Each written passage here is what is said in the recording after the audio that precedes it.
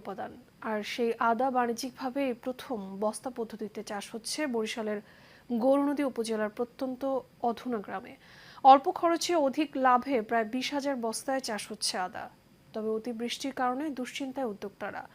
বরিশালের গৌরনদী থেকে জিএম জসিম হাসানের রিপোর্ট, বিস্তারিত জানাচ্ছেন আরফ ইসলাম হিমু। গাছের ছায়ায় কিংবা পতিত জমির বস্তায় বাণিজ্যিকভাবে আদা চাষ করে ভাগ্য ফিরেছে বরিশালের গৌরনদী উপজেলার চাষিদের। বস্তা পদ্ধতিতে আদা চাষ গৌরনদীতে নতুন হলেও কৃষি বিভাগের পরামর্শে এই দামি মশলা চাষে আগ্রহী হয়ে উঠছেন কৃষি উদ্যোক্তারা। উপজেলার প্রত্যন্ত আধুনা গ্রামের কৃষি উদ্যোক্তা মোহাম্মদ আল মাসুদ পরীক্ষামূলকভাবে 20,000 বস্তায় শুরু করেন আদা চাষ।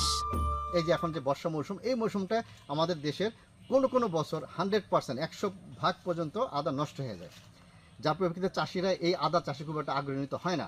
তবে এই পদ্ধতিতে অনেকটাই রক্ষা করা সম্ভব, যেহেতু বস্তাতে একটু উঁচু থাকে মাটির থেকে। প্রতিটা বস্তাতে 60 থেকে 70 টাকার মতো খরচা হয়। তবে যদি এখান থেকে অ্যাটলিস্ট আধা কেজি পর্যন্ত আদা আমরা উৎপাদনে সক্ষম হই, তাহলে আমাদের পুঁজিটা উঠে আসবে।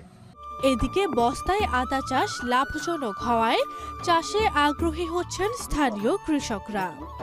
আমি এখানে 2 দিন পরপরই আসি বস্তা আদা চাষের পরিচর্যা দেখার জন্য, ইত্যাদি দেখে অভিজ্ঞতা অর্জনের জন্য। ইনশাআল্লাহ আগামী বছর আমি চাষ করব। বেকার যুবক ছিলাম, এই প্রজেক্ট হওয়ার কারণে আমার কর্মসংস্থানের সৃষ্টি হয়েছে। অন্যদিকে আদা চাষে কৃষকদের নানা পরামর্শ দিচ্ছে উপজেলা কৃষি বিভাগ।